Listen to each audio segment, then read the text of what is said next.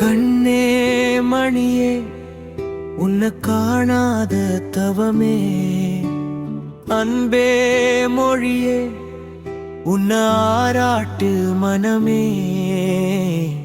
வினோவின் கையில் ஏந்திய காற்றும் நீயே, இலக்கியாவின் வயிற்றில் பூத்த மலரும் நீயே.